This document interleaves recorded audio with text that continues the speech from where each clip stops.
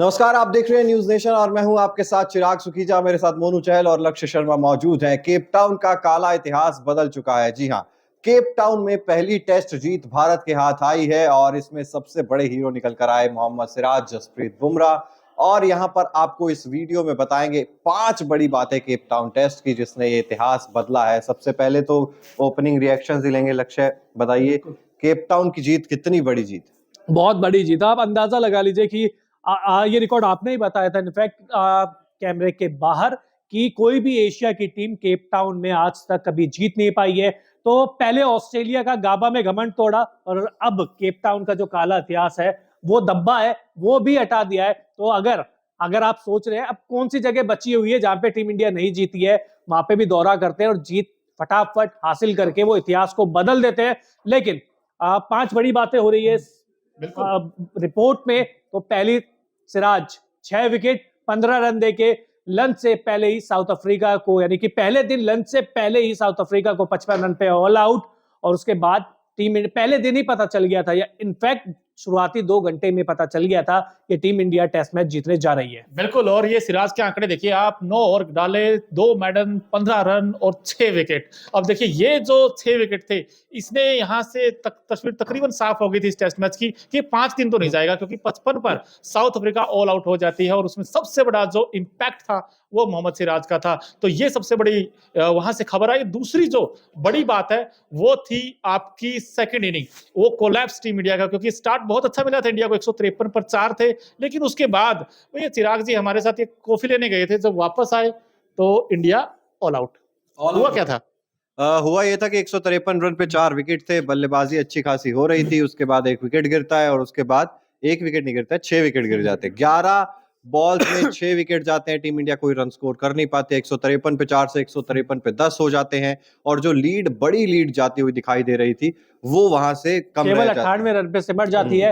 और मैं तो चाय पीने गया था, चाय का पानी गर्म तक नहीं हुआ था, इतने में ऑल आउट हो गई थी। चाय पीनी तो अलग सी बात है। और टेस्ट क्रिकेट में पहली बार ऐसा हुआ है कि बिना कोई रन बनाए कोई टीम 6 विकेट खो दे, तो ये भी अपने आप में एक अजूबा या अनोखा रिकॉर्ड था। और एक दिन में 23 विकेट गिरे। पहले दिन 23 विकेट गिरे, 10 साउथ अफ्रीका के, फिर 10 इंडिया के, फिर 3 साउथ अफ्रीका के विकेट्स और गिर गए थे। और इस पे भी नजर डाले तो 1902 में 25 विकेट पहले दिन गिरे थे टेस्ट मैच में। 1902 के बाद ये सेकंड हाईएस्ट विकेट्स जो गिरे वो 2024 में केप टाउन में 23 विकेट। ये भी अपने आप में एक अनोखा रिकॉर्ड बन गया।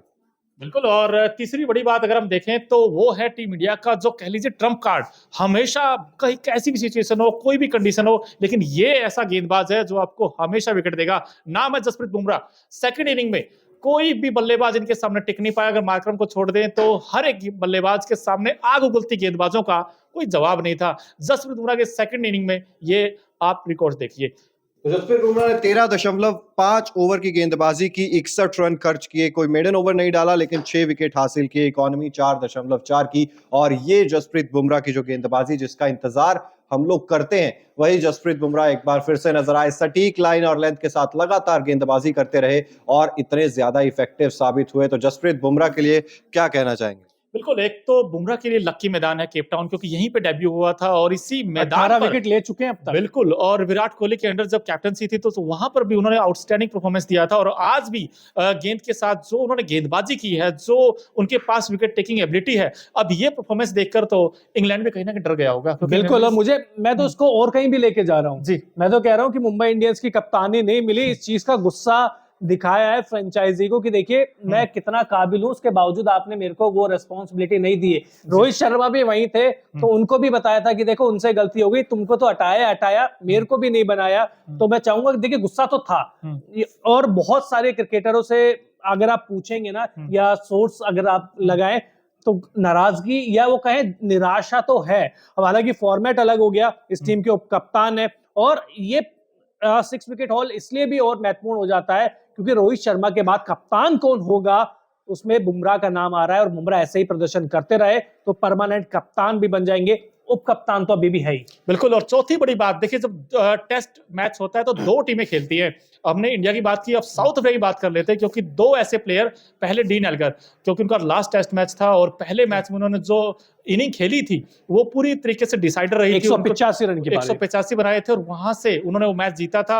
अब सेकंड टेस्ट में आए, हालांकि पारी उतनी अच्छी नहीं खेली, लेकिन उनको कहीं ना कहीं जब वो सेकंड इनिंग में आउट होकर गए तो विराट कोहली क्या पूरा जो स्टैंड मैदान ऑफ दिया, जो उनको बिल्कुल, स्टैंड ऑफ send off दिया दिया, वो कमाल और का मैच खत्म होने के बाद जर्सी दी। बिल्कुल। पहले विराट ने अपनी जर्सी दी, उसके बाद रोहित शर्मा ने पूरी टीम इंडिया का ऑटोग्राफ के साथ टीम इंडिया की जर्सी दी है। तो ये जो जेस्चर है बेहद शानदार रहा।